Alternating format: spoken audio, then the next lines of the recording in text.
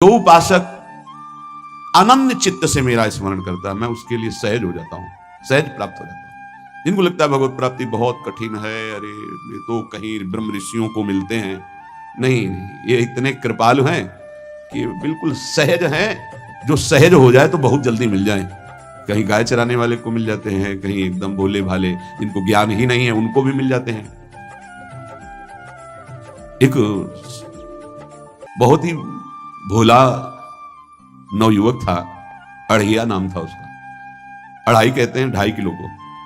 पहला आहार उसका 2.5 किलो का ही है, आगे आप श्रद्धा रखें तो और प्लस हो सकता है। लेकिन वो मतलब घर में माता पिता पधार गए तो उसे कोई 2.5 किलो आटे की कौन रोटी बना के दे। थोड़ा जब उसके अंदर चेतना जागृत हुई तो जब कहीं ठौर नहीं मिलती तो संतों का आश्रम मिलता है। एक आश्रम में गए, उन्होंने कहा हमको नौकरी में रख लो, कोई सेवा में रख लो। तुम्हारा नाम क्या है? बोले अढ़ैया। बोले कोई नाम है? बोले गांव के लोग कहते हैं क्योंकि 2.5 किलो हम पाते हैं। तो 2.5 किलो?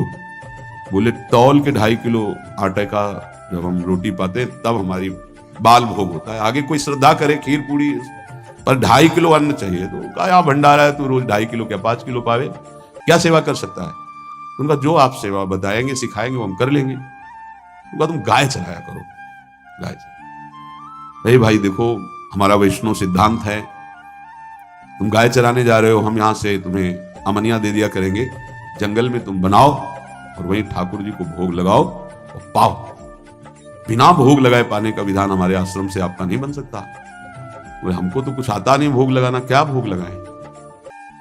उनका जब आप बना लीजिएगा, क्योंकि अब यहाँ 2.5 किलो तुम्हारे लिए अलग से बन करके जाए, तुम अपना बनाओ, जो जो चाहो भंडारी से कह दिया दे दिया करो, वहीं लकड़ी बिनो, वहीं बनाओ और गाय चराओ और ठाकुर को भोग लगा के पाओ। जितना मनावे आप पाओ। पहले दिन भोग मिला तो बाटी बना, गरीब आदमी था, घर से तिरस्कृत था, वो सब जानता था। बाटी ऐसे उपला भी लिए, बाटी बनाए, 2-4 आलू का भरता बनाया, 2.5 किलो आटे की बाटी। उसने कहा गुरुदेव के ठाकुर आओ भोग लगाओ आके। बड़े बड़े ऋषि मुनि मंत्रों से आवाहन करते रहते हैं, सरकार पधारते नहीं, केवल भाव से भोग लगाते। इतने लीला बिहारी प्रभु आ गए, श्री राम जी। अढ़ैया ने आंख खुरप लगी ऐसी तो आंख खोल के देखा, नवीन मेघ कांत अरविंदाक्ष सारंग धनुष धारण किए हुए सामने खड़े। कहा कौन हो आप?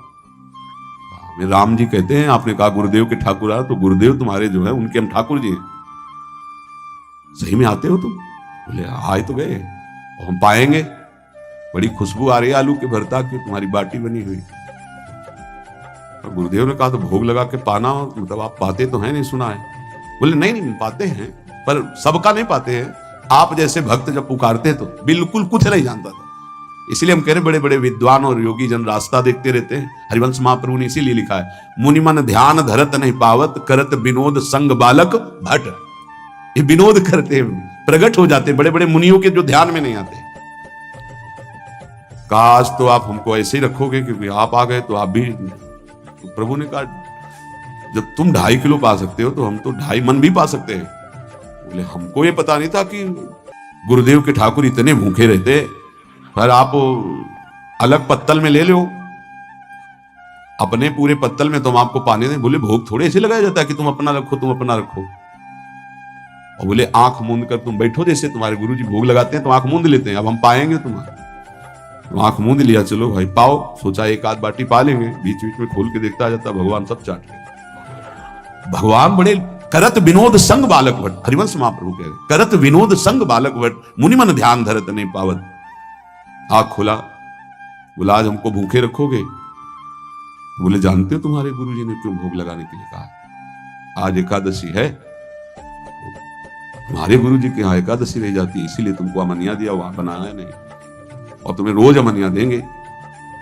तुम रोज आओगे हम बुलाएंगे तो? अब आप बुलाओगे रोज तो आएंगे नहीं, हम रोज रोज आएंगे। बोले तो ठीक है अगली बार से। बोले गुरुजी आपके ठाकुर जी आए थे, हमारी सारी बाटी खा गए हैं, 5 किलो आज से हम ले जाएंगे, 2.5 किलो आपके ठाकुर जी के लिए, 2.5 किलो अपने लिए। बहुत हंसी आएगी। वहां कुंतलों का सब भंडारी का देखो पूछने की जरूरत नहीं, जितना कह दे दो। 5 किलो के हिसाब से आटा के अनुसार भरता बनाने के लिए आलू वगैरह से सुबह से गाय लेके निकल जाता, जंगल में छोड़ दिए, उपला में आग लगाई, बनाया, वो गोले गोले रख करके, तो कोई समय तो लगता नहीं। आग पकी हो तो बहुत सुंदर बाटी बनती। बाटी बनाया, भुरता बना के पत्तल बड़े बड़े जंगल के से कहा गुरुदेव के ठाकुर पधारो। आंख खोल के देखा साथ में सिया जी। उसने कहा ये कौन है? बोले हमारी अर्धांगिनी है। तो कल क्यों नहीं बताया था आपने कि अर्धांगिनी भी है? ये भी पाती है? बोले हमारे जैसा है। जानकी जी बैठ गई, राम जी बैठ गए बड़ा सकुच में, पर जानकी जी इतनी करुणा वात्सल्य बरस रही थी कि वो कुछ बोल नहीं पाया, बस देखा ऐसे कहा पाओ गुरुदेव के ठाकुर। प्रभु आराम से, सिया जो खूब स्वाद बखान बखान करके पाए। वहां खोल करके देखता आज भी हम 2.5 किलो अपने लिए लाए थे, लेकिन ये दोनों पा गए। गुरुदेव 7.5 किलो। बोले क्यों? आपके ठाकुर की पत्नी भी है ना? कहां है? तो दोनों आए थे। किसी को विश्वास नहीं हो रहा था। दे दो भाई, अरे गाय को खवाएगा, दे दो, कुछ करेगा, क्या कमी है? 7.5 किलो आटा ले।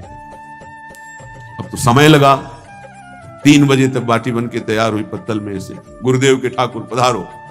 बस उसको बुलाना होता था कि विनोदी प्रभु, साथ में लखन जी, राम जी, सिया जी, लखन। ऐसे देखा, ये कौन है? बोले छोटे भाई। आपके भाई भी है? हाँ है। पहले अब परिवार में कितने लोग हो आप? पहले बता देते तो हम वो सब आ जाते हैं। लक्ष्मण जी से कहा बहुत सरल भगत है, नाराज मत होना, चुपचाप पा लो। तीनों बैठे, बेचारा ऐसे रह गया। जब वो चले गए तो पत्तलों में जो किनका रहता था, एक अद्भुत आनंद। अगले दिन गया, बोले गुरुजी 10 किलो आटा चाहिए। वो कहा 10 किलो क्यों? बोले आपके ठाकुर जी भी आते हैं, उनके ठाकुरायन भी आते हैं, उनके परिवार के भाई भी आते हैं, गोरे गोरे थे वो। कैसे, इसको कैसे अनुभव हो सकता है सियाराम लखन जी का? बहुत हट किया, 10 किलो आटा लिया, बनाया, 4 बज गए, रखा। उस मन में सोच रहा था आपकी संख्या ना बढ़ जाए। कहा गुरुदेव के ठाकुर पधारो। विशाल गदा भयंकर स्वरूप हनुमान जी महाराज।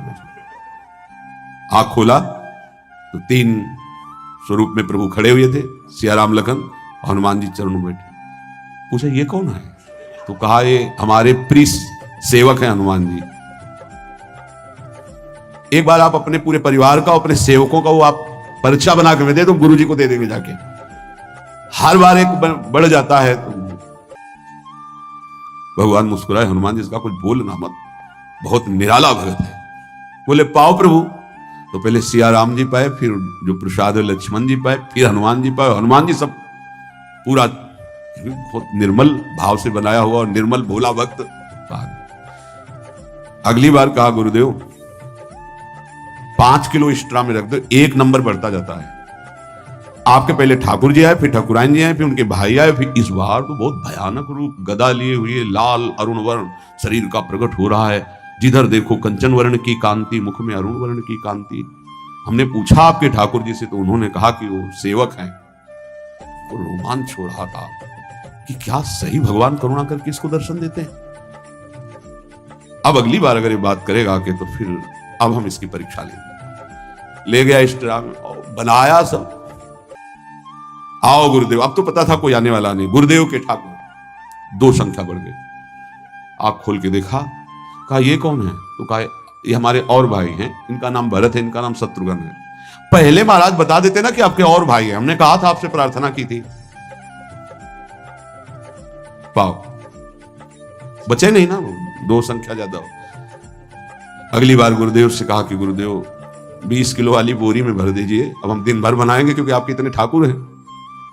आज गया लेकर सब ऐसे रख करके पत्तल डाल दिया, कहा गुरुदेव के ठाकुर पधारो। बिल्कुल नहीं बनाया। आ गए प्रभु। कहा कहां यार, तो खुशबू भी नहीं आ रही, ना बाटी की ना भरता की। बोले प्रभु आपके साथ पत्नी है ना, और सेवक भी है, इतने दिन से तो हमारे हाथ का पाए, आज हम पाना चाहते हैं, आप बनाओ, रुचि का बनाओ और पाओ। प्रभु ने सिया जी की तरफ देखा कि अलवेला भक्त। सिया जी ने कहा अनंत सामर्थ्यशाली शक्तियों की स्वामिनी। बोले प्रभु देखो हमने ना उपला बिना ना लकड़ी, आपके सेवक है ना, इनसे बोलो। तो हनुमान जी से कहा कि आप उपला और लकड़ी इकट्ठा करो, भाई आदेश है भगत का। लक्ष्मण जी चूल्हा जला रहे हैं, व्यवस्था आग की, और सिया जी के आंखों में आंसू भी आ रहे, धुआं भी लग रहा है, पर बना रहे हैं। उसने कहा बनाओ, हम गाय एकत्रित करके आ रहे हैं। वो भागा, वो आश्रम में गया, बोले गुरुदेव आज पूरे परिवार सहित हमने फंसा लिया है आपके ठाकुर को। उनका क्या फंसा लिया है? बोले बड़े ठाकुर, छोटे ठाकुर, सेवक, उनकी पत्नी और 2 भाई उनके, पूरा परिकर, सब बना रहे रोटी बाटी सब। महाराज आप चलो, आपको शंका होती थी आज उनके हाथ कपाए। तो उनको लगा कि पागल आदमी, राम जी, लखन जी, भरत, शत्रुघ्न, सिया जी, हनुमान जी, ये बड़े बड़े योगियों के ध्यान में आने वाले नहीं, ये कैसे एक गंवार आदमी जिसको कभी कोई नाम जपना नहीं आया, कोई ग्रंथ नहीं आया, उसके सामने। पर भगवान की दयालुता पर संशय नहीं करना चाहिए।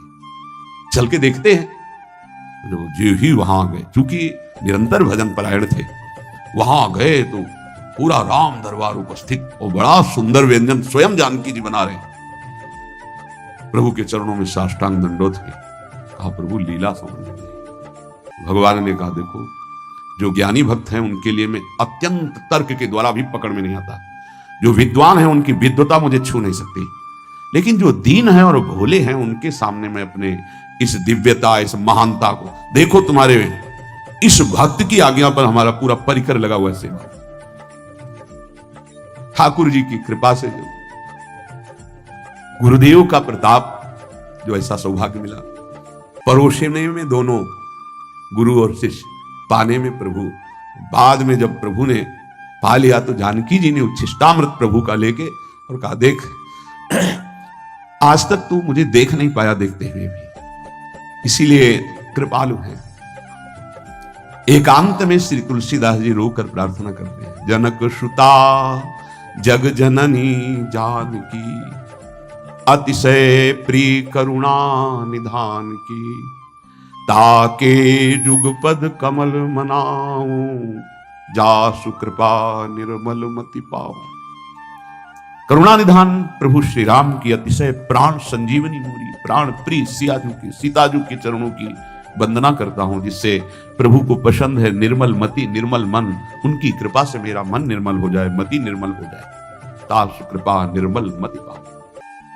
जीव ही जानकी जी ने अपने कर कमल से उस बालक को पवाया, अढ़ैया को, त्रिगुण माया का मल नष्ट हुआ, हो जो सच्चिदानंद प्रभु का साक्षात्कार निहाल हो गया। कब कौन से गुण पर कैसे जीत जाए विश्वास कीजिए, बस आवश्यकता सहज होने की। हमारी स्वामिनी जो सहज है, सहज होने की आवश्यकता है। जिसको ये कि कहां मुझे ऐसा दुर्लभ सौभाग्य, देखो कोई नाम जप उसके अंदर नहीं, कोई पाठ नहीं, कुछ नहीं। गुरुदेव ने कहा कि भोग लगा के पाना है, भगवत साक्षात्कार हो गया।